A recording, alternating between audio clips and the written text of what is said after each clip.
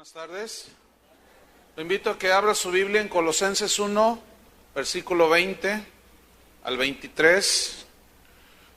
Colosenses 1, 20 al 23. Este es el tema número 5 de la serie Cristo es suficiente. El tema es reconciliados con Dios. Antes de leer, déjeme recordarle cuál fue el propósito por el cual Pablo escribió esta carta. Recordemos que falsos profetas, falsos maestros, querían entrar a la iglesia en Colosas y ellos estaban quitándole, rebajando el sacrificio suficiente de Cristo, queriéndole añadir cosas para completarlo según ellos. Pero a la vez estaban quitándole la divinidad a Jesús. Y Pablo por eso escribió esta carta. Entonces, el tema de hoy, reconciliados con Dios, habla esta parte de estos versículos de que la única manera en que nosotros podemos reconciliarnos con Dios es a través de Jesucristo. No hay otra manera por medio de la cual se pueda uno reconciliar con Dios el Padre. Vamos a leer Colosenses 1:20. Dice, y por medio de Él reconciliar consigo todas las cosas, así las que están en la tierra como las que están en los cielos, haciendo la paz mediante la sangre de su cruz.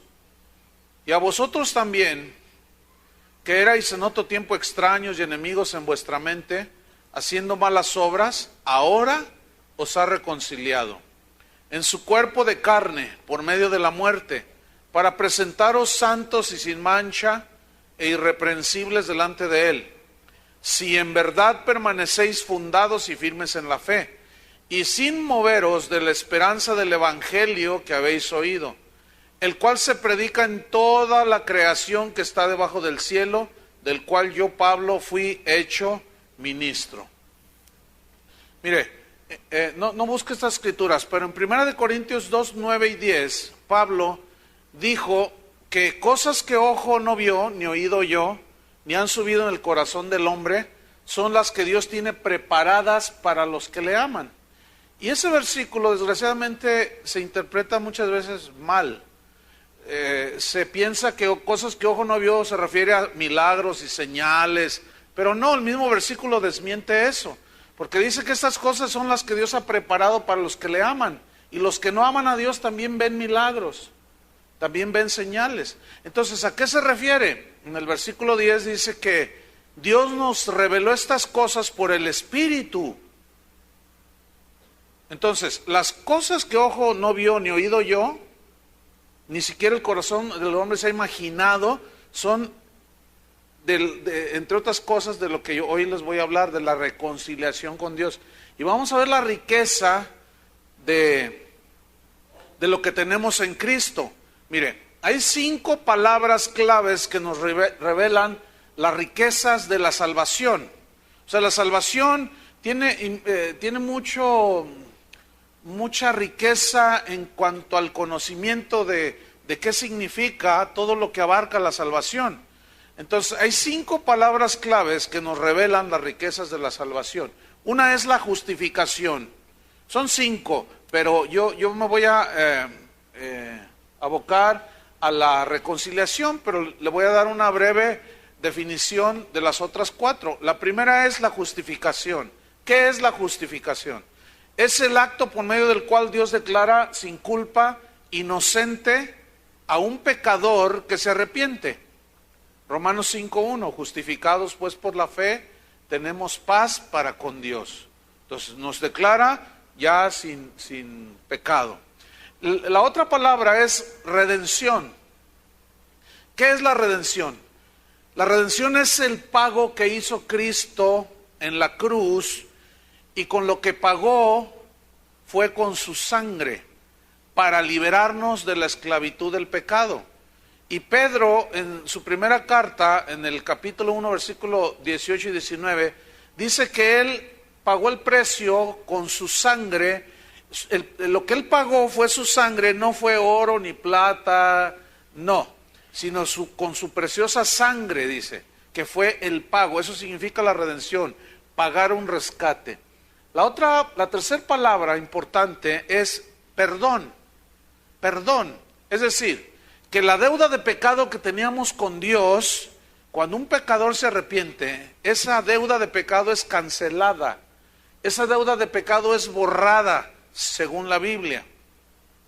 Dice en Colosenses 1:14, en quien tenemos redención por su sangre, el perdón de pecados.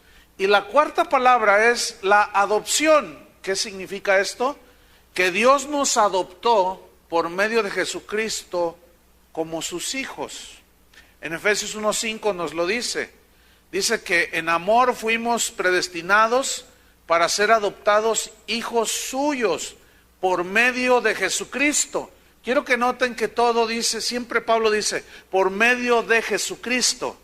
Es decir, que si Jesucristo no está de por medio en nuestro perdón delante de Dios, justificación, redención, no es válido. ¿Por qué? Porque Jesucristo es el único medio que Dios ha establecido, Jesús. Finalmente viene la quinta palabra, que es la reconciliación, que es donde nos vamos nosotros ahora a enfocar. ¿Qué significa la reconciliación? Mire, cuando nosotros éramos enemigos de Dios y nos perdonó nuestros pecados, al perdonarnos nos reconcilió con Él por medio del sacrificio de Cristo. Es decir, cuando nosotros creímos. En Colosenses 1:21, quiero que abra su Biblia allí y que ponga un papelito o algo, porque vamos a estar yendo allí continuamente. Colosenses 1:21. Dice así: y a vosotros también, que erais en otro tiempo extraños y enemigos en vuestra mente, haciendo malas obras, ahora os ha, ¿qué? Reconciliado. Entonces aquí la palabra es reconciliado. Dios nos ha reconciliado. ¿Qué es reconciliación en la Biblia? Bien, la palabra reconciliación viene del griego katalazó. Es un término que habla del cambio que sufre una relación rota, afectada, hacia una relación correcta y armónica. Esta palabra expresa que no solo volvemos al favor de Dios cuando somos reconciliados, sino que hace a un lado la enemistad que teníamos con Dios, de tal manera que ahora que somos reconciliados, sigue una total y completa amistad con Dios. En otras palabras, pasamos de una total enemistad contra Dios a una completa y total amistad con Dios por medio de la reconciliación. Ahora, vamos a 2 de Corintios 5:17. Y aquí Pablo habla de 4 verdades que la reconciliación trae consigo. 4 verdades espirituales sobre la reconciliación. Y están en esos 3 versículos. 2 de Corintios 5, 17 al 19. Leamos. De modo que si alguno está en Cristo, ¿qué sucede? Nueva criatura es. ¿Qué sucedió? Las cosas viejas pasaron. ¿Qué vendrá después? Cosas nuevas. Todas son hechas nuevas. Versículo 18. Y todo esto, es decir, lo que nos hace nuevas criaturas, proviene de Dios, quien nos reconcilió consigo mismo por Cristo y nos dio el ministerio de la reconciliación. Que Dios estaba en Cristo reconciliando consigo al mundo, no tomándoles en cuenta a los hombres sus pecados, y nos encargó a nosotros la palabra de la reconciliación. Bien, aquí encontramos 4 verdades sobre que la reconciliación trae. Número 1, verdad número 1. Cuando alguien es reconciliado con Dios, sí o sí sufre una transformación en su vida. Es decir, que si tú dices que eres cristiano, reconciliado con Dios, y no hay un cambio radical en tu mente, en tu corazón, en tu conducta, en tu vida, no estás reconciliado con Dios, estás igualito. Porque 5:17 de Segunda de Corintios, véanlo ahí, lo que acabamos de leer, ahí habla de que la reconciliación trae una transformación en el reconciliado. Dice, de modo que si alguno está en Cristo, ¿qué? Ahí está, nueva criatura es. Las cosas viejas pasaron, significa tu antigua manera de vivir en el pecado ya pasó. Y de aquí en adelante son hechas nuevas todas las cosas. La segunda verdad sobre la reconciliación es que la reconciliación solamente es posible a través de Cristo. No hay otro medio. Versículo 18 de 2 de Corintios 5:18. Y todo esto proviene de Dios. Todo esto significa a que Él nos hace nuevas criaturas. Todo esto proviene de Dios, quien nos reconcilió consigo mismo por medio de ¿quién? De Cristo. Mire, sin tener ánimo de ofender a nadie. Ese no es el punto. Pero ni santos, ni vírgenes, ni apóstoles, ni pastores, absolutamente nadie es el medio de reconciliación con el Padre, sino solamente Cristo. ¿Están de acuerdo conmigo? Ok. De cuando en cuando yo me encuentro que los cristianos, en lugar de predicar a Cristo, que es el único medio por lo cual una persona puede reconciliarse con Dios, en lugar de presentarles esta verdad de Cristo, los cristianos suelen predicar su iglesia, por ejemplo. Dicen, no, habías de conocer mi iglesia, dicen ellos. Pero quiero decirles que si usted es de estos, usted está en un gravísimo error. Porque la gente necesita conocer tu iglesia o a Cristo. Puede conocer tu iglesia, nuestra iglesia, y si no es lavado con la sangre de Cristo, esa persona se va al infierno cuando se muere. Lo que pasa es que somos idólatras e idolatrizamos lo que nos gusta, aunque venga de Dios, aunque sea de Dios. Y ese es un gravísimo error, por lo cual yo quiero poner atención en él. Pero todavía la cosa se pone peor cuando dicen algunos cristianos, usted debería de conocer a mi pastor, dicen. Peor todavía. Si usted predica su iglesia, al menos a los de aquí de Casa de Oración, yo les doy esta orden pastoral. Es una orden. No predique Casa de Oración. Porque si usted hace eso, usted está ofendiendo a Dios. Escúcheme bien, está cometiendo un pecado. Porque le está atribuyendo a una congregación poderes que no tiene. El único que tiene poder para salvar es Jesucristo. Y peor, ahora yo le prohíbo que diga, conoce a mi pastor. Yo no quiero conocer a nadie. ¿Me oyó? A mí no me interesa que nadie me conozca a mí. De alguna manera uno tiene que servirse porque está en un lugar como este. Pero yo no tengo ningún interés que la gente me conozca a mí.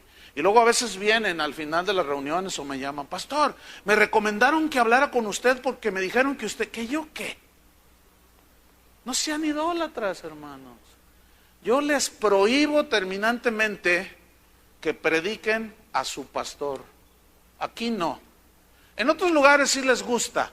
Aquí no nos gusta, ni queremos hacerlo. ¿Verdad que no? ¡No!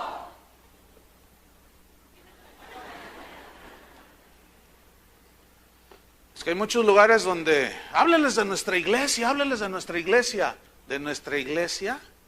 Imagínate que ese es un pecado, porque se está sustituyendo a Cristo por la iglesia o el pastor. Entonces, no, que Dios nos libre. Entonces, esa es la segunda verdad, que la reconciliación solo es posible a través de Cristo. Por eso tenemos que predicar a Cristo. Y la tercera verdad que encontramos aquí sobre la reconciliación es que todos los reconciliados, a todos los reconciliados, se nos encargó el ministerio de la reconciliación. Esto está en 2 Corintios 5:18, en la segunda parte del versículo. Dice, y nos dio, ¿qué?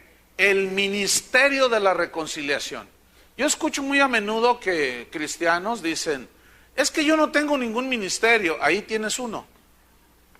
Ahí está, y creo que es de los más importantes, Pablo, más abajo en ese mismo capítulo, dice, como si Dios rogase por medio de nosotros, reconciliados con Dios. Es decir, cuando tú vas con la gente y le empiezas a compartir, ¿le vas a hablar de quién?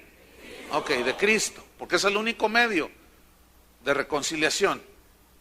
Cuando tú le estás presentando a Cristo, ¿qué estás haciendo? Estás ejerciendo el ministerio de la reconciliación. Ahora, pon mucha atención. Si tú le dices a esa persona, mire, Dios quiere perdonar sus pecados, usted es un pecador, y le muestras la verdadera condición en la que está, se va a asustar y a lo mejor hasta te va a gritar y te va a ofender. Pero entonces tú le dices, déjeme explicarle, es que el único medio por el cual usted puede estar reconciliado con Dios es por medio de Jesucristo, según las Escrituras. Y la cuarta verdad respecto a la reconciliación es que el mensaje debe de ser predicado sin barrera de ningún tipo. Es decir, que la reconciliación está disponible para todo aquel que cree. Entonces, usted tiene que predicar de una manera abierta, compartirle a todos. Fíjese, el otro día me mandaron un correo de una persona, miembro de una iglesia, no sé ni dónde sea, y decía, pastor, me siento muy mal porque el pastor nos está predicando que solo debemos de predicarles a los peces gordos de la ciudad, a los peces gordos. Entonces dice, pues yo entendía a qué se refería, pero fui y le pregunté al final, pastor, ¿qué son los peces gordos? No entendí. Yo quería que me lo dijera más claro. Los peces gordos son los ricos de la ciudad. Hay que ir a predicarles y a los pobres. Dice, bueno, que Dios tenga misericordia de ellos. No, es que es increíble, hermanos. Y la Biblia debe ser predicada indiscriminadamente a todos. Bien, resulta que en Colosenses 1:20 hay una parte muy importante que tiene que ver con la reconciliación. Busque Colosenses 1:20. Mire, resulta que la reconciliación de los que creen con el Padre, ese sacrificio que Jesús hizo en la cruz, esa reconciliación incluye también a la creación. Esto es muy interesante. Colosenses 1:20. ¿Cómo es esto de que también incluye la creación? Veamos, Colosenses 1:20. Dice, y por medio de Él, o sea, de Cristo, reconciliar consigo, ¿qué? Todas las cosas. Fíjate que está hablando de las cosas. Así las que están en la tierra como las que están en los cielos. Tiene que haber una reconciliación también. Pero ¿en qué sentido es que se aplica esto de que Dios quiere reconciliar a su creación también? Miren, tenemos que remontarnos bastantes años atrás al huerto del Edén. Cuando Dios hizo a Adán y a Eva, los creó para ser eternos. Él no los creó para que murieran. El huerto que hizo en el Edén era un huerto que se regaba a sí mismo. Salía un vapor de la tierra que regaba todo el huerto. ¿Sí? Y lo hizo para ser eterno. Pero el pecado echó a perder todo. El pecado de Adán y Eva echó a perder todo. Cuando Adán y Eva pecaron, en ese momento murieron espiritualmente. Pero físicamente, en ese momento del pecado, no murieron. Pero en ese momento se inició el proceso de muerte. Adán vivió como 900 años, pero llegó un día en que tuvo que morir físicamente. Y esa es una consecuencia del pecado. Todos los seres humanos, la Biblia dice, por cuanto todos pecaron y están destituidos de la gloria de Dios, porque la paga del pecado es muerte. Entonces, usted y yo tenemos que morir físicamente sí o sí. Esa es una consecuencia del pecado. Ahora, ese pecado de Adán y Eva afectó a toda la creación. todo eso que vemos que la tierra tiembla, se seca aquí, allá, Pablo dice en Romanos 8:21, abran su Biblia ahí, Romanos 8:21, ahí dice Pablo que la creación gime, está en dolor, está en agonía. Y todo lo que vemos que el planeta Tierra está experimentando es parte de ese sufrimiento, producto del pecado de Adán. Romanos 8:21. Ahora, debemos de tener en cuenta de que la creación, todo lo que hay en el mar, las plantas, los animales, la creación tiene vida, ¿sí o no? Es vida animal o vegetal o humana, no es, eso se entiende, pero tiene vida, Dios le dio vida.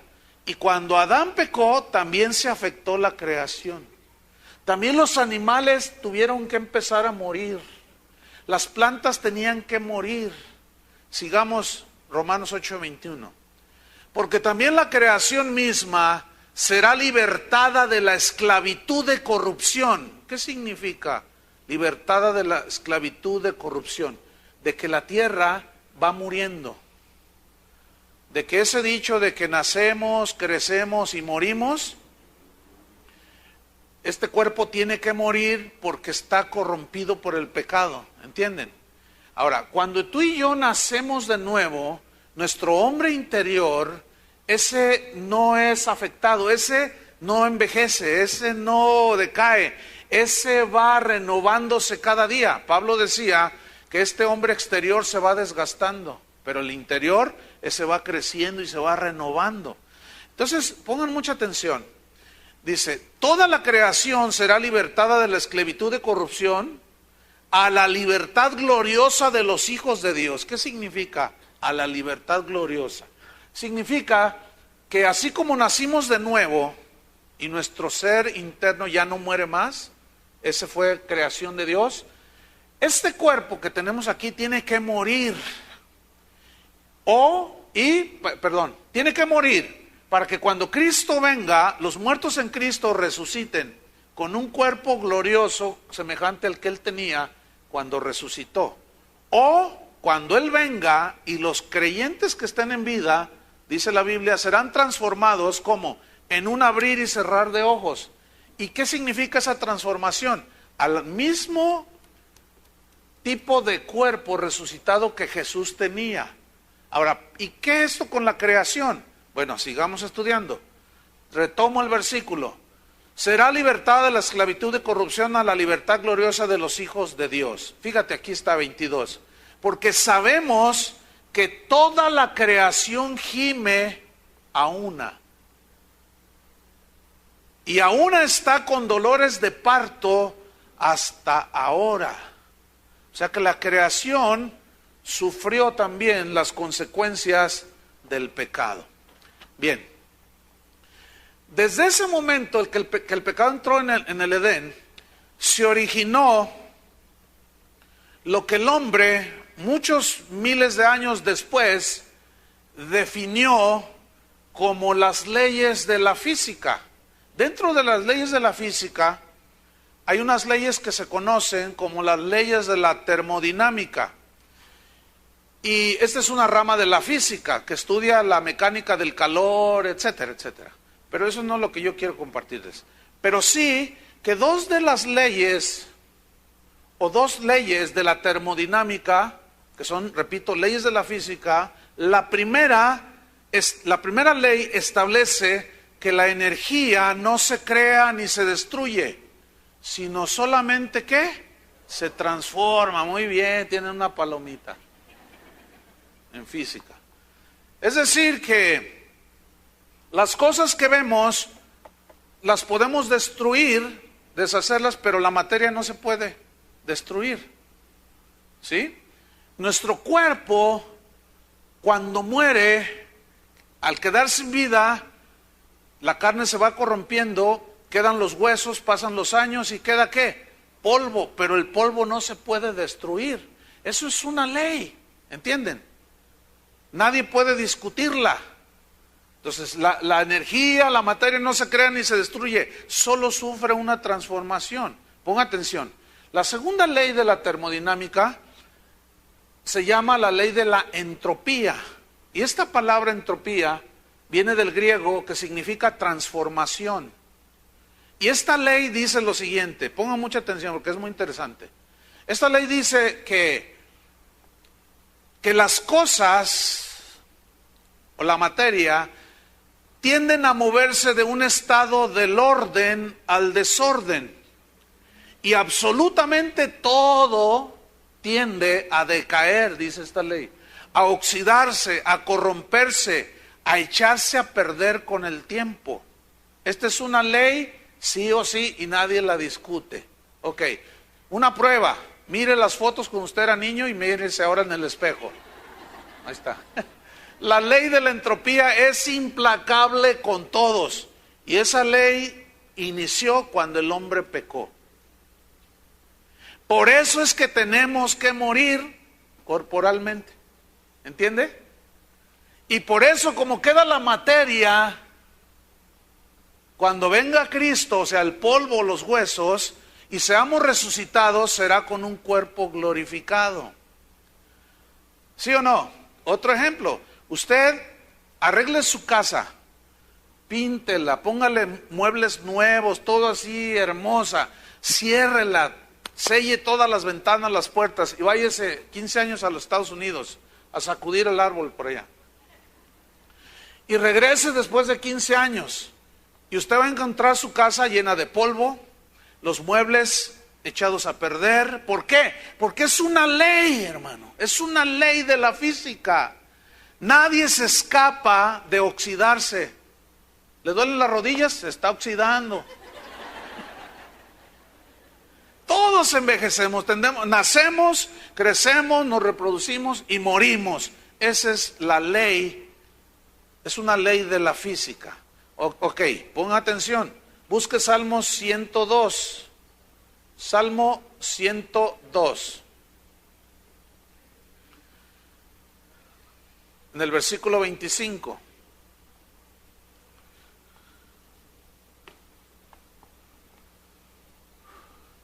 ¿Sabe que cuando Cristo resucitó, mientras busca el Salmo 102, versículo 25, dice que cuando Cristo resucitó, dice Pablo, Cristo ya no muere más. Es decir, que esas leyes de la física ya no operan en él. ¿Me explico? Cristo ya en su cuerpo glorificado es eterno. Y así seremos nosotros. Pero vamos a ver cómo esta revelación de las leyes de la física las tuvo el rey David. Fíjese, qué interesante, ¿no? Nada más que él, como no era físico, no le puso ningún nombre, pero él entendía esto. Salmo 102, versículo 25. Dice así: desde el principio tú fundaste la tierra, y los cielos son obra de tus manos. Mira el 26. Ellos perecerán. ¿Por qué? Porque la ley de la entropía es implacable. Ellos perecerán, se oxidarán, terminarán, mas tú permanecerás. Es decir, en Dios y en la divinidad no existe esta ley. Sigo leyendo. Y todos ellos, o sea, los cielos y la tierra, como una vestidura se envejecerán. Ahí está otra vez la ley de la entropía. Como un vestido los mudarás y serán mudados. ¿Qué necesita este cuerpo? Mudar a otro glorificado, ¿no es cierto? También la creación. Seguimos leyendo el 27. Pero tú eres el mismo. El mismo significa no tienes principio ni fin, permaneces. Y tus años no acabarán. Pregunta, ¿los tuyos se acaban? Aprovéchalos bien. Vive para Dios, porque los años se nos van como agua. Bueno, esta ley de la termodinámica, estas dos leyes, son de los argumentos más fuertes que tú puedes sacar contra la famosa teoría de la evolución. Porque según la teoría de la evolución dice todo lo contrario, que todos los animales vivos, los seres vivos, tienden a ¿qué? A evolucionar, dicen ellos. Entonces cuando salga uno de esos maestros, o de esos ateos, nada más dile, oye, seguramente tú conoces las leyes de la termodinámica. ¿Me puedes explicar cómo operan? Entonces, cuando tú, si los conoces, esas dos leyes, y cuando tú le preguntas, ¿me puedes decir cómo operan? Ahí te va a cambiar la plática, porque no tiene respuesta. Porque esa ley de la física echa por tierra toda la teoría de la evolución. ¿Sí o no? Ahora, vamos a 2 de Pedro 3:10. Estamos viendo cómo fuimos reconciliados con Dios, pero también la creación sufrirá una transformación, habrá cielos nuevos, tierra nueva. 2 de Pedro 3:10. Dice así: pero el día del Señor vendrá como ladrón en la noche, significa sin avisar, en el cual los cielos pasarán con gran estruendo, y los elementos ardiendo serán deshechos, y la tierra y las obras que en ella hay serán ¿qué? Quemadas.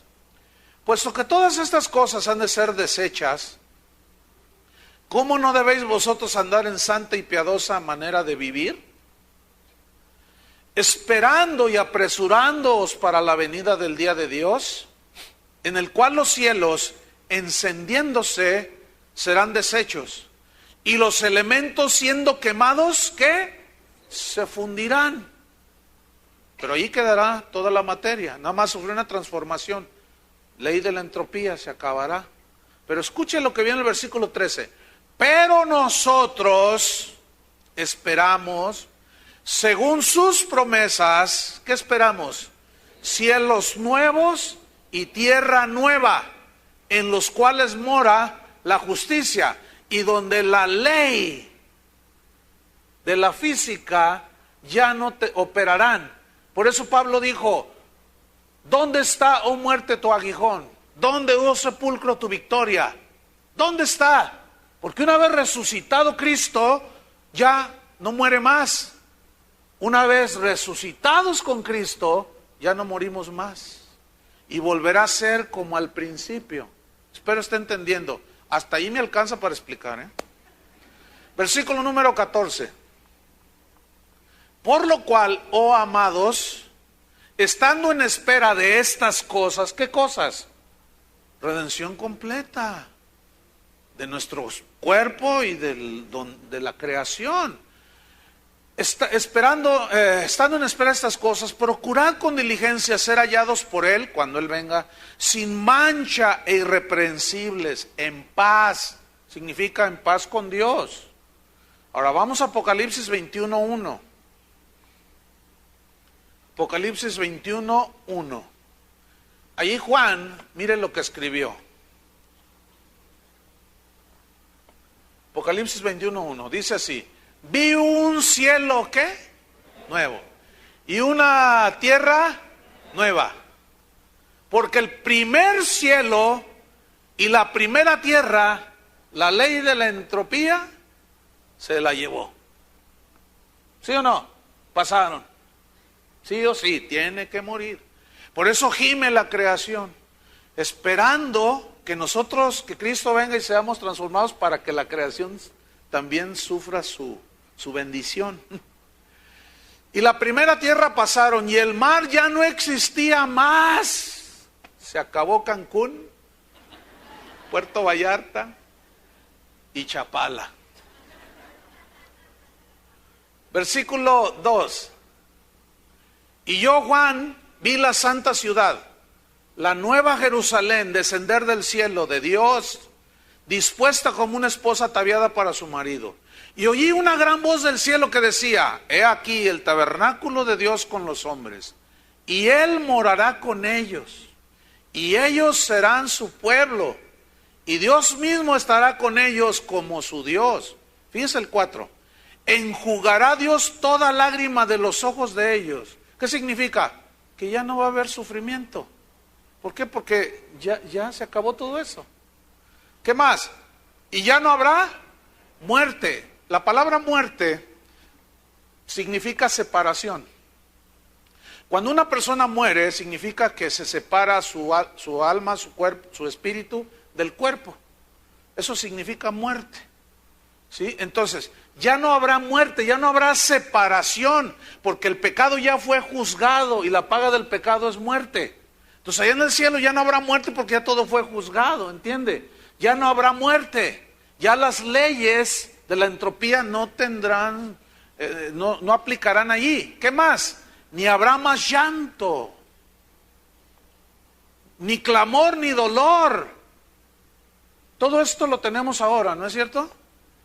Irá andando y llorando el que lleva la preciosa semilla. En este valle de sombra de muerte hay lágrimas, hay dolor, hay clamor, hay muerte. ¿Cierto? Bueno, pero nosotros esperamos, según sus promesas, cielos nuevos. Fíjense que a veces la gente me pregunta, pastor, fíjese que yo amaba mucho a mi abuelita. Yo también amaba mucho a la mía. ¿Y qué pasó con tu abuelita? Lo que pasa es que ella murió sin Cristo. Entonces, yo sé lo que dice la Biblia, que si mueren sin Cristo se van, sí, al infierno. Entonces yo no sé, pastor, ¿qué voy a hacer cuando llegue al cielo? Me voy a poner muy triste, dicen, porque no voy a ver a mi abuelita allí, o no voy a ver a mis hijos, o no voy a ver a mi papá. ¿Te has hecho esa pregunta? O no voy a ver a los seres que amo. Lo que no has considerado es que al sufrir la transformación, ya ese cuerpo glorificado no está sujeto a los sufrimientos terrenales. Entonces, cuando estemos allá, lo más seguro es que puedas recordar a tu amada abuelita.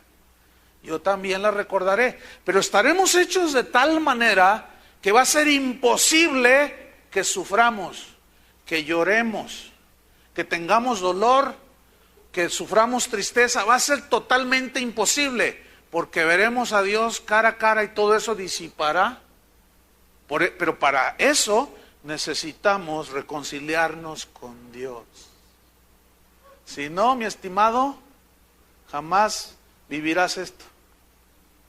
Ese es el punto aquí, central. Vamos a Colosenses 1:20.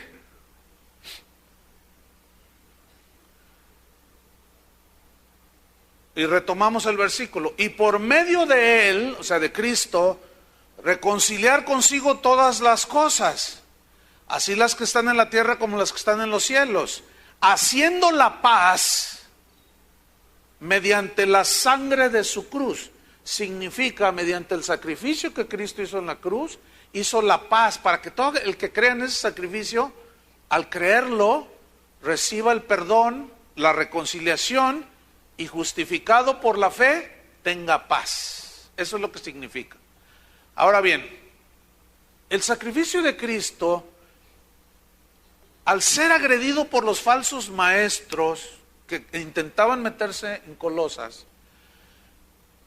era tan grave porque resulta que el sacrificio de Cristo es el único que puede reconciliar al hombre con Dios y a la creación misma con Dios.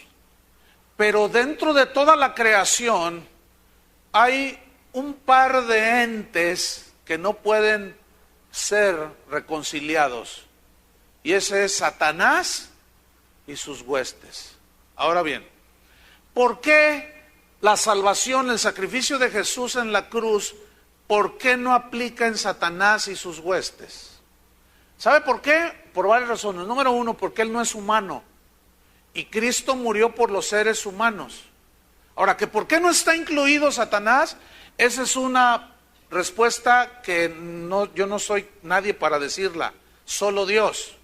Lo único que puedo más o menos entender de un posible por qué es porque según la Biblia, en Ezequiel dice que fue en Satanás donde se originó la maldad. Hasta el día que se halló en ti maldad. Ahora, ¿por qué Dios no ha provisto para Satanás y sus huestes un medio de redención y de justificación y de reconciliación? ¿Sabe por qué? Porque Satanás no es hecho a la imagen de Dios. Él fue creación, pero usted y yo, los seres humanos, somos hechos a imagen y semejanza de Dios. Porque Satanás es un espíritu y nosotros somos espíritu, alma y cuerpo. Entonces, Satanás no está incluido ahí en la salvación. Miren lo que dijo una vez un pseudoapóstol que tenemos aquí en la ciudad. Él dijo que Dios le había revelado que debíamos de orar y de interceder para que Satanás se convirtiera. Que porque si Satanás se convertía, entonces se acababan todos los problemas del mundo. Porque Él es el causante. Y nosotros ya no seremos tentados por el diablo, ya no habrá guerra espiritual y todo ese asunto. Entonces, hermanos, dijo, vamos a orar para que Dios toque el corazón de Satanás y se convierta. Escúchame bien, cuando oímos eso, digo, oye, espérame, ¿de dónde diantres sacaste tú eso?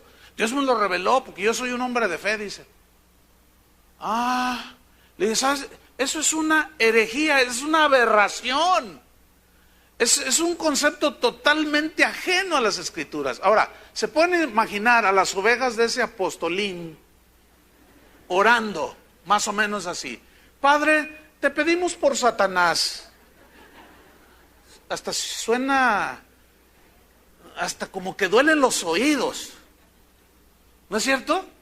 Te pido por Satanás, toca su lindo corazón. Y todos los angelitos que lo siguieron en su rebeldía, Señor, ten misericordia de todos esos demonios, ten misericordia de todos esos ángeles. ¡Qué aberraciones!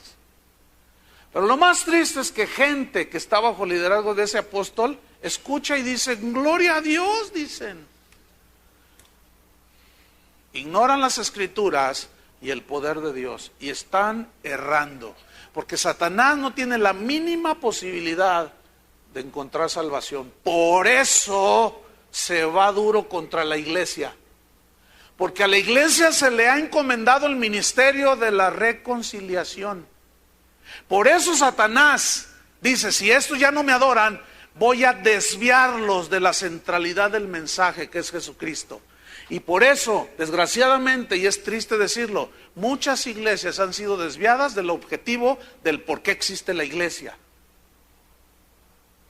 Y están predicando de cualquier cosa, menos de Jesucristo, que es el único medio de reconciliación con el Padre. Y predican cursos de finanzas y de superación personal, y quién sabe cuántas marihuanadas más. Fumaron marihuana todos esos, o de plano no son cristianos, o de plano se han dejado engañar. Nunca, que Dios tenga misericordia, nos desviemos de la centralidad de Cristo. Y esa es precisamente la lucha, hermanos. Esa es precisamente la lucha. Predica cualquier cosa menos a Cristo y te haces amigo del mundo. Por eso el mundo se mete a la iglesia. Predica a Cristo y el mundo sale corriendo de donde estás. Predica a Cristo y se te echa encima el diablo. Predica a Cristo y la gente se te pone mal. Pero justamente es Cristo el único medio de reconciliación. Mateo 25:41. Mateo 25:41.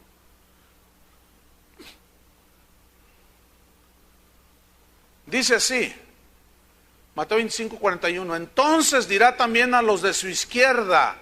Los versículos anteriores habla aquí del fin del mundo, de cómo Dios va a separar los justos de los injustos. A los justos les dirá, venid benditos de mi Padre, entren al reino preparado, etc. Pero a los de su izquierda les dirá, ¿qué? Apartaos de mí. Fíjate cómo les dice, malditos. Pongan atención, dice, al fuego eterno preparado para ustedes. ¿Así dice? No, ahí está. Preparado para el diablo y sus ángeles. Escúchame bien, originalmente Dios hizo el infierno para castigo eterno de Satanás y todos los ángeles rebeldes. Porque la rebelión en el cielo sucedió no sé cuántos años luz, no se sabe. Acuérdense que la eternidad de Dios pues, es inmensa. Y originalmente el infierno fue creado para Satanás y sus huestes. Y aquí nos está implícito que no hay remedio para ellos. Entonces ese apóstol está predicando herejías.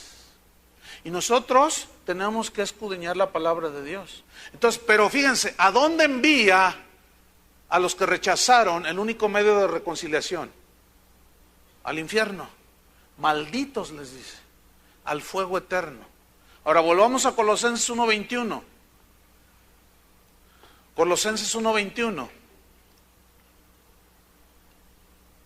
Fíjate, en el 20 dice que reconcilió consigo todas las cosas, las que están en el cielo, en la tierra, menos Satanás ni sus huestes, esos no. Y en el 21 dice, respecto a la reconciliación, 1:21, y a vosotros también, o sea, nos reconcilia, a vosotros también, que erais en otro tiempo extraños y enemigos. Y es esas dos palabras. La palabra extraño significa aislados, separados. Pero la segunda palabra, enemigos, en vuestra mente haciendo malas obras, esa palabra enemigos en el griego significa aborrecidos por Dios. Ay, eso está duro. Es decir, haciendo malas cosas éramos aborrecidos por Dios.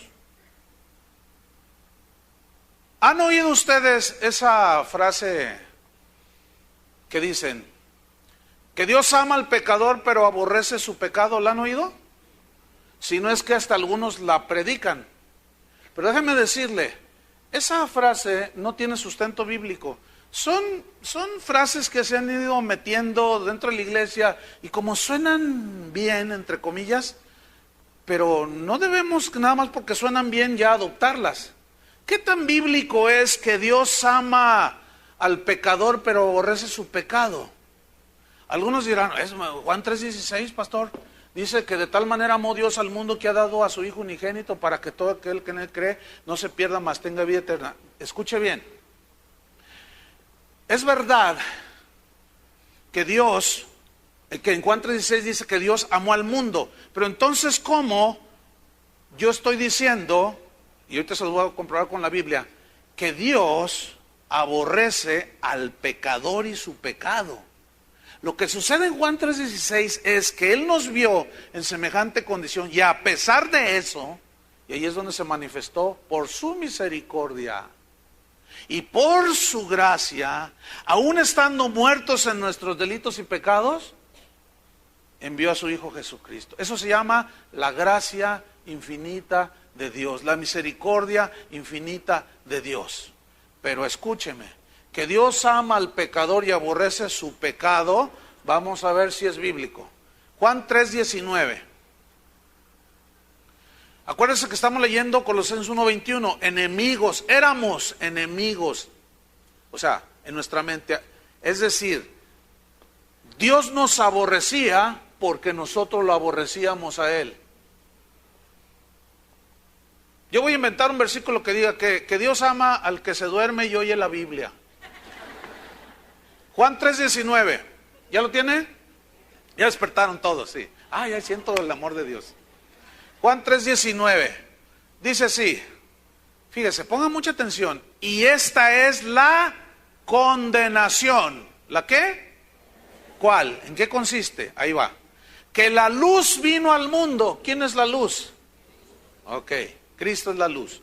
Y los hombres amaron más las tinieblas que la luz, porque sus obras eran malas. Porque todo aquel que hace lo malo aborrece la luz y no viene a la luz. Todo el que rechaza el sacrificio de Cristo aborrece a Dios. No tiene que ver nada con Dios, está en enemistad con Dios. Aquí lo dice, aborrece la luz y no viene a la luz para que sus obras no sean reprendidas. Claro, porque la luz todo lo saca a la vista de todos. Por eso el Evangelio de Jesucristo tiene esa cualidad, que al ser predicado nos desnuda totalmente. Porque la palabra de Dios tiene esta cualidad, que es viva y eficaz, que penetra hasta partir el alma y el espíritu, o sea, los divide. Discierne los pensamientos y las intenciones del corazón. Todo. Y no hay nada oculto que no haya de salir a la luz, y ante Él todas las cosas serán desnudadas, dice. Por eso, escúcheme bien, la predicación del Evangelio es imprescindible, es de vital importancia. Si no, ¿de qué se arrepiente la gente? ¿Me está entendiendo? ¿De qué se arrepiente? Si nada más le dicen cosas bonitas y no les dicen su verdadera condición. Vamos a Salmo 5, versículo 5. Salmo 5, 5. Vamos a comprobar si Dios ama al pecador y aborrece su pecado. Porque si Dios amara al pecador y aborreciera el pecado, que mande al infierno solamente al pecado, ¿no? Y al pecador no. Pero ¿por qué los manda al pecador y al pecado y su pecado? ¿Por qué los manda al infierno? Porque a los dos los aborrece. Porque los hombres aman más las tinieblas, o sea, sus pecados, y se constituyen enemigos de Dios, porque dicen, no, ay sí, no robarás, ay sí, no codiciarás, y nos hacemos enemigos de Dios. Pero acuérdense que Pablo está diciendo, así estabais ustedes, así estaban ustedes, acuérdense, no dejen que los falsos maestros tuerzan la verdad de Dios. Salmo 5:5. Los insensatos no estarán delante de tus ojos. Aborreces a todos los que hacen iniquidad. Destruirás a los que hablan mentira. ¿A dónde se van los mentirosos? Los adúlteros, los cobardes. ¿A dónde se van? Se oye feo, ¿verdad? Se van al... ¡Ay, no hable de eso! No, Pablo no predicaba así. Jesús no predicaba de eso. Entonces, ¿de dónde se saca todo esto que se van al infierno? De la Biblia. Escúcheme bien. Cuando nosotros no presentamos bien el Evangelio, ¿en qué consiste la reconciliación entre el pecador y Dios? Y les decimos que ven, conviértete a Cristo, ándale, mira, para que tu matrimonio se arregle, para que sanes de la enfermedad, para que tu negocio prospere, los estamos engañando. A eso no vino Cristo, hermanos. Cristo vino a morir en la cruz para librarnos de la condenación del infierno. Que después de ser reconciliados con Dios en su misericordia, nos sane, arregle nuestro matrimonio, ese es otro asunto. Pero Él no vino a hacer las cosas simples de la vida. Él vino a lo medular, y era que no pasáramos la eternidad en el infierno, sino con Él.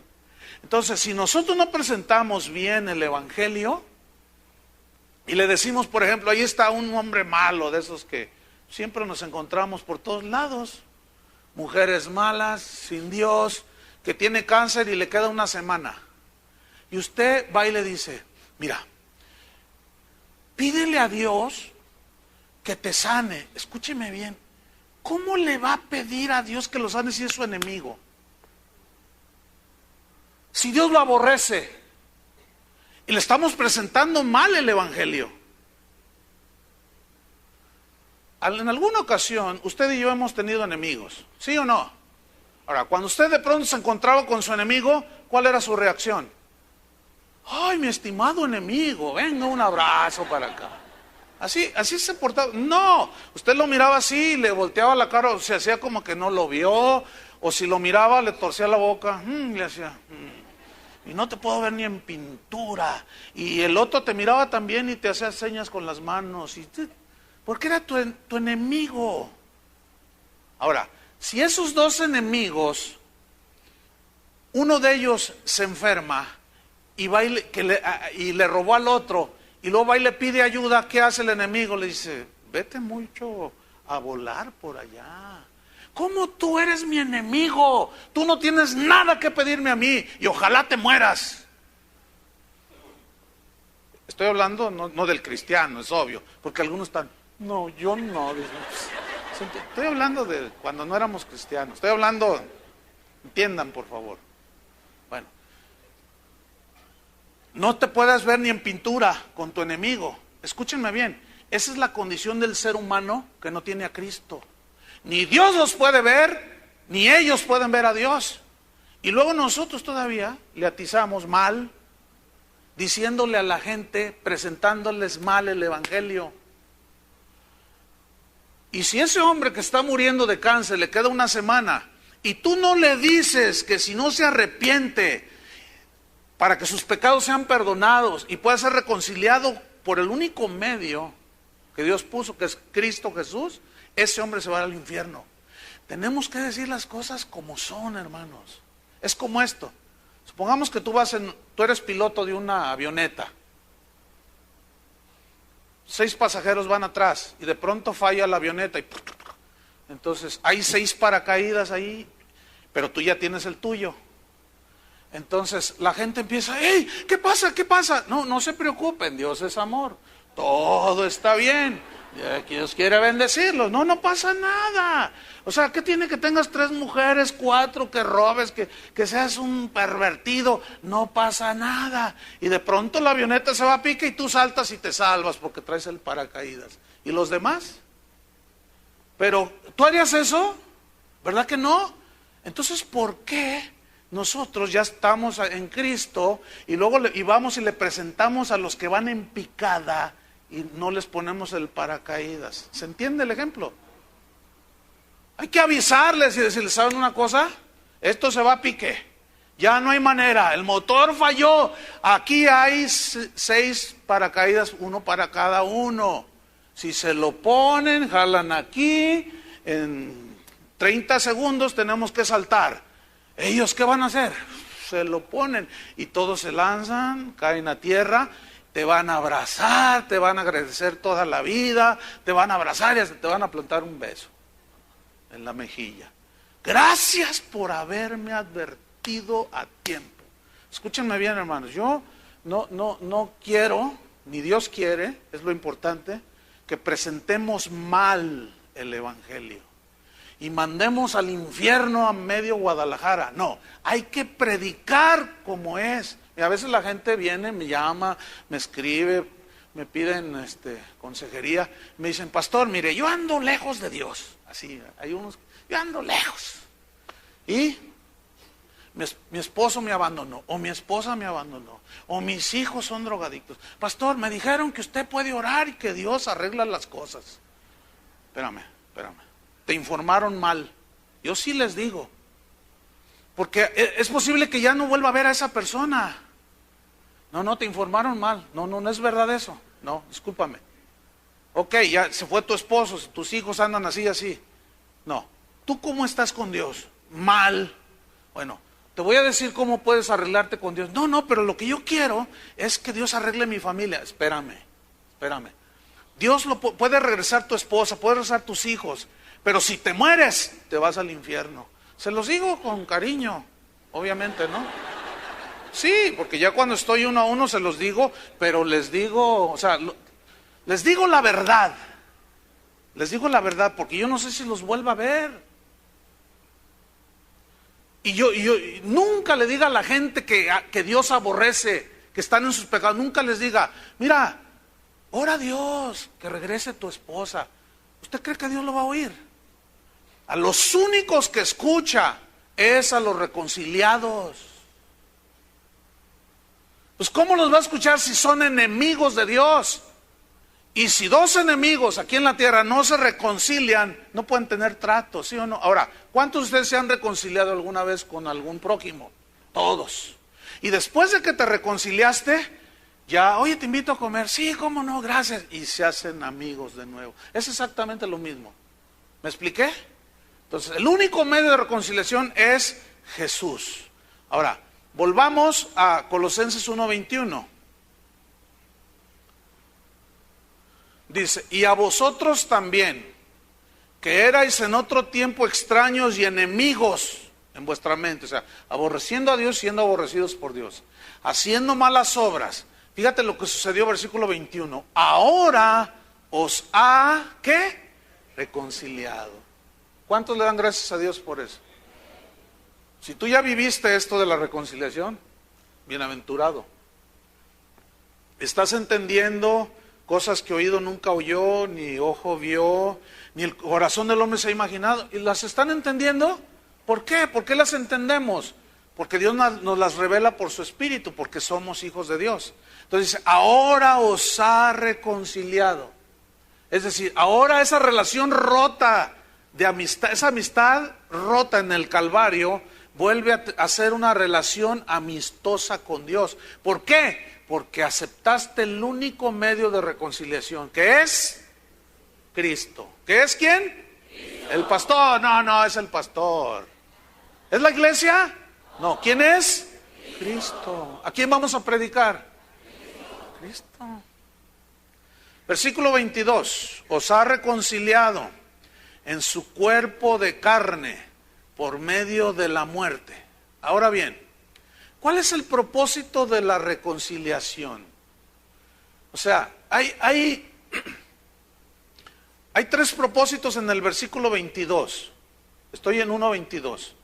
Dice, ahora os ha reconciliado para presentaros a Dios como, número 1, santos, número 2, sin mancha, y número 3, e irreprensibles delante de Él. Pongan mucha atención. ¿Cuál es el propósito de la reconciliación? ¿Presentarnos ricos ante Dios? ¿Bendecidos y prosperados? No. ¿Presentarnos como santos? ¿Qué significa santos?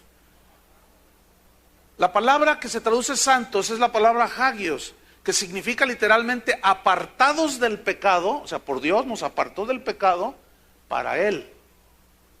El problema es que nosotros venimos de una cultura religiosa, donde cuando decíamos el santo San Pillín o San no sé qué, entonces nosotros tenemos el concepto de que es alguien que está allí en un nicho, o es alguien que vivió una vida X.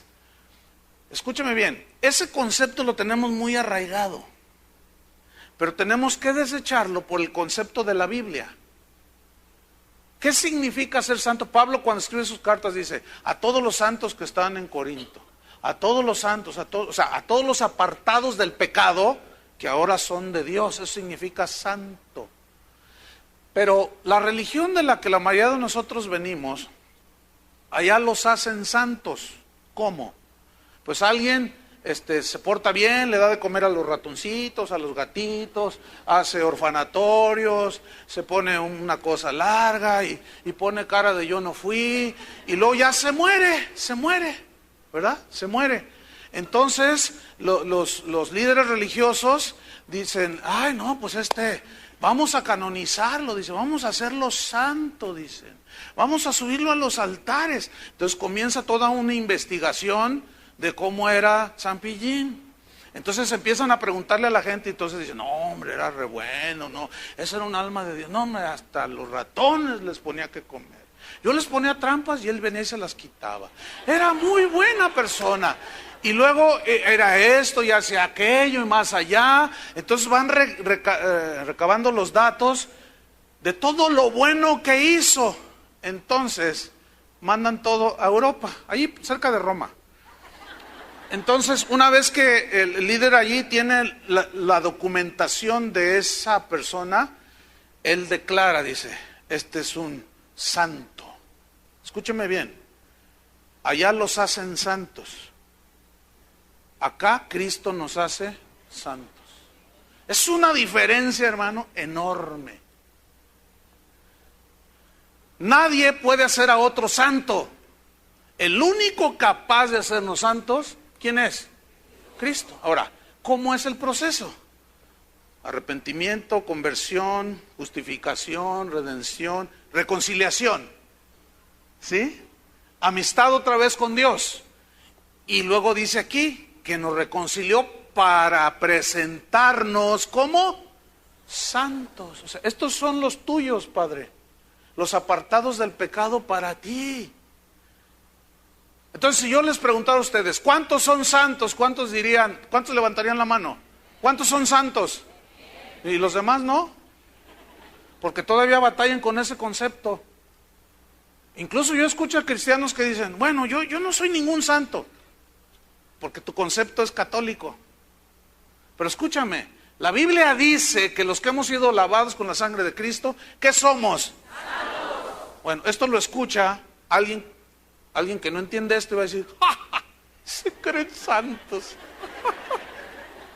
¿Te imaginas tú después de haber sido un desalmado, un golpeador, golpeabas a tu esposa, eras de lo peor y hasta estuviste allá en Puente Grande y todo, y luego de repente te reconcilias con Dios y te hace una nueva criatura y luego te paras enfrente de tu gente, de tu familia y les dices, es que ahora ya soy un santo.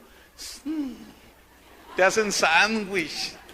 Y eres la comidilla de todo. ¿Por qué? Porque no entienden su concepto.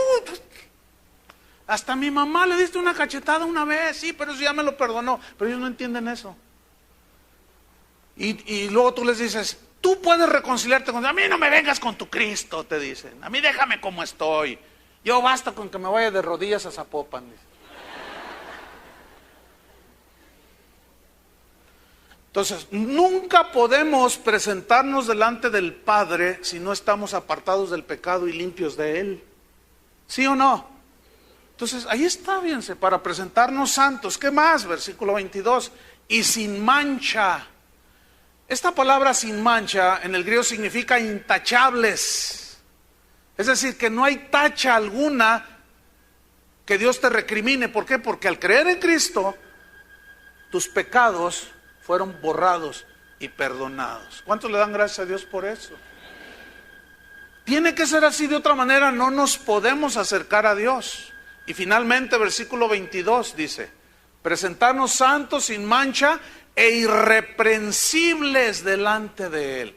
Esa palabra irreprensibles es muy interesante, porque viene de una palabra griega, anekletos, de donde viene el nombre, o se deriva el nombre Anacleto.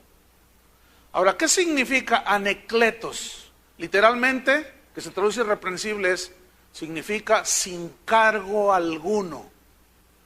¿Qué significa? Sin cargo alguno. Es decir, ¿cuántos anacletos hay aquí? ¿Y cuántas anacletas? Eso significa sin cargo alguno. Es como esto, mira. Tú vas, solicitas un empleo. Entonces te dicen, necesitamos que llenes la solicitud y necesitamos carta de policía. Entonces tú vas ahí a la procuraduría, necesito una carta de policía. ¿Cómo te llamas? Pues Juanita Banana. Entonces ya te empiezan a, Juanita Banana. Y empiezan a buscar. Y nada.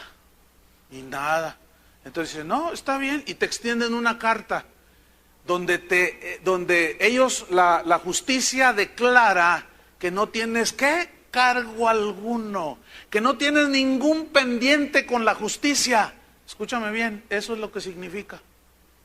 Cuando te reconcilias con Dios, quedas libre de cualquier cargo, porque ya fue juzgado en la cruz del Calvario, ¿entiendes? Entonces llegas a ser un anacleto. No podemos presentarnos delante de Dios si no somos santos, si no somos intachables, sin mancha, y si no somos sin cargo alguno. Y la única manera de presentarnos delante de Dios así es cuando creemos en el sacrificio de Cristo, nos reconciliamos con Dios y ahora tenemos libertad para entrar al lugar santísimo. Esto, hermanos, son verdades que Dios quiere, ahí están en las Escrituras, que Dios quiere que todos sus hijos conozcan. Ahora, viene una pregunta, ¿cómo nos ve Dios entonces? Bueno, respuesta, Dios nos ve exactamente como Él dice en su palabra que nos ve. ¿Cómo nos ve? Santos, sin mancha e irreprensibles. Si no, no nos podemos acercar a Él. Así nos ve. Ahora, ¿cómo tenemos que vernos nosotros a nosotros mismos? La respuesta es muy simple, como Dios nos ve. ¿Cómo nos ve? Santos, sin mancha, irreprensibles. ¿Por qué? ¿Porque nosotros somos muy buenos? No, porque creímos en el Cristo que murió en el Calvario. Ahora, termino con esto. Hay 3 evidencias de que estamos reconciliados con Dios. Y esta es la permanencia en Cristo y en su palabra, en sus caminos, la firmeza que tenemos de seguir con Él y un arraigo en su palabra. En Colosenses 1:23, ahí nos habla de la permanencia, dice, si en verdad permanecéis fundados. Fíjense cómo habla de permanencia, ¿sí? Y habla de fundamentos. Es imposible citar el pasaje de Jesús cuando habla de los fundamentos en Mateo 7. Cualquiera que me oye estas palabras le compararé a un hombre prudente que edificó su casa sobre la roca, y vinieron ríos y dieron con ímpetu contra aquella casa y no cayó. ¿Por qué? Porque estaba fundada sobre la roca, que es Cristo y su palabra. Pero el que oye y no hace es el insensato, que construye en la arena, y vienen los vientos, dan con ímpetu y se cae, porque estaba fundada sobre la arena, y grande es su ruina. En el mismo Colosenses 1:23 habla de la firmeza, dice, si es que permanecéis fundados y firmes en la fe. Aquí firmeza en el griego significa estabilidad, ¿sí? Que finalmente los colosenses, al pasar del tiempo, bueno, Pablo también les menciona esto, porque aunque estoy ausente en cuerpo, Colosenses 2:5, no obstante en espíritu estoy con vosotros, gozándome y mirando vuestro buen orden y la firmeza de vuestra fe en Cristo. Fíjense que esta congregación ya va para 28 años que inició. Y yo veo aquí, ahorita, gente que está desde el principio. Y hemos pasado, en 28 años que no hemos pasado, pero aquí estamos. Aquí hay gente muy sólida, confirmada, firmes, con estabilidad. A muchos de ellos, pues llegaron solteros. Tuve el privilegio de declararlos marido y mujer. Tuvieron hijos, los presenté aquí delante de Dios. Crecieron esos hijos. Tuve el privilegio en algunos ya de declararlos marido y mujer. Tuvieron hijos y ya los he presentado. Y ahí andan los chiquitos corriendo. Entonces yo los veo a todos esos y los veo firmes, con luchas y todo. Han pasado 28 años y aquí siguen. Siguen en Cristo. Siguen firmes, estables. En 28 años de vida cristiana, ¿qué no hemos experimentado, hermanos? De todo.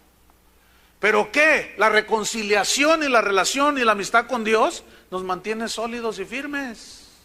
Y finalmente, arraigo, versículo 23 al final. Firmes en la fe y sin moverse de la esperanza del evangelio que habéis oído. Sin moverse. Esta palabra sin moverse en el griego es una palabra que significa arraigo. O sea, arraigo habla de raíces.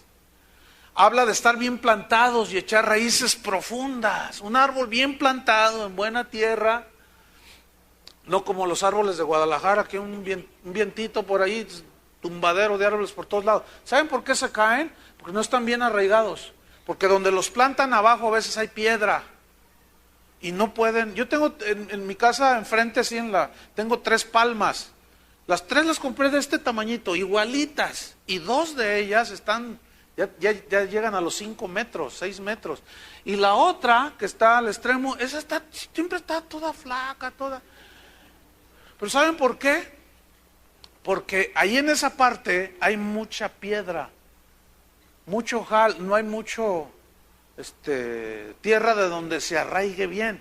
Ahora, ¿qué significa? Sin moverse de la esperanza del evangelio, o sea, echar raíces. ¿En dónde? En Cristo. Echar raíces en su palabra, para que cuando viene el viento tú estés bien arraigado, bien sólido, como árbol plantado junto a corrientes de agua, que das fruto en su tiempo y tu hoja no cae, porque siempre está verde. Déjenme terminar con esta historia que sintetiza perfectamente la reconciliación. Esa historia cuenta que cierto emperador chino, el nombre no lo puedo decir porque pónganle el que ustedes quieran, está muy difícil, pero un cierto emperador chino le avisaron que en una de las provincias de su imperio se había levantado una rebelión, se habían levantado unos hombres a disgusto allí.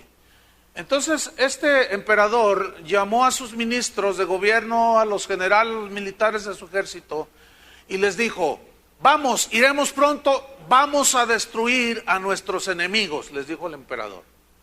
Cuando el emperador y todo su séquito llegaron a esa provincia donde estaban los rebeldes, dice que sus palabras primarias fueron muy amables, afables contra aquellos rebeldes. Quienes, dice esta historia, por gratitud decidieron someterse de nuevo a ese emperador. Y dice la historia que todos los que formaban este séquito pensaron que el gobernador tarde o temprano daría la orden inmediata de ejecución contra todos aquellos que se habían sublevado. Pero se sorprendieron, dice la historia, que en gran manera sorprendidos cuando empezaron a ver que el mismo emperador comenzó a tratar a los rebeldes de una forma muy humana y hasta con amabilidad y cariño, dice la historia, a quienes habían sido rebeldes en contra de él. Entonces el ministro de guerra le preguntó enojado al emperador: ¿de esta manera cumple vuestra excelencia su promesa?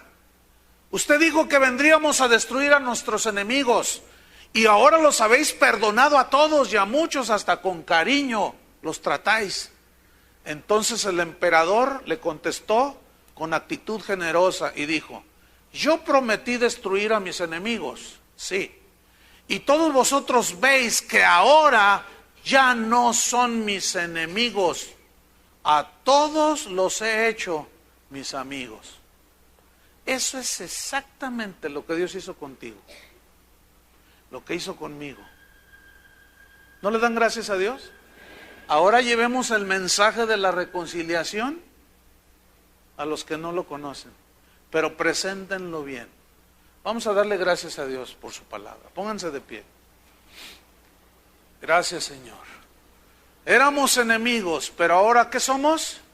Sus amigos. Jesús dijo, acuérdense, ya no los llamaré siervos, sino amigos. Amigos.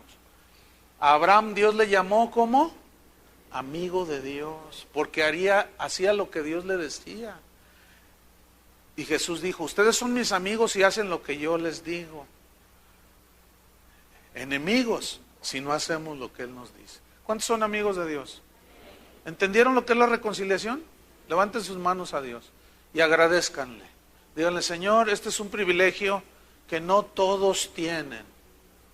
Este es un privilegio que nos has dado, Señor, de poder lavar nuestros pecados en la cruz, de ser justificados, declarados justos,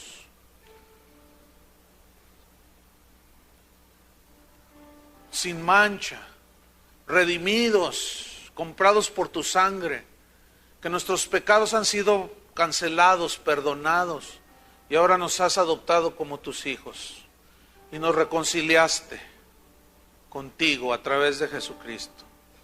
Y ahora somos nuevas criaturas, porque hemos aceptado el único medio de reconciliación. Gracias porque también habrá una tierra nueva, unos cielos nuevos donde mora la justicia. Ese es nuestro destino. Gracias, Señor, porque hiciste la paz mediante la sangre en tu cruz, allá en el Calvario. Y antes éramos extraños y enemigos, nos aborrecías y te aborrecíamos, pero por tu misericordia, Señor, nos has vuelto a través de Cristo a la correcta relación con el Padre, y nos has hecho santos, sin mancha e irreprensibles. Por eso ahora permanecemos firmes y arraigados en Cristo. Permaneceremos estables hasta el final, hasta la redención completa, que será cuando Cristo venga por segunda vez. Ahora gemimos en este cuerpo, deseando ser revestidos de nuestra habitación celestial. Pero un día se dará, hermanos. Entonces seremos semejantes a Él, porque le veremos tal y como Él es.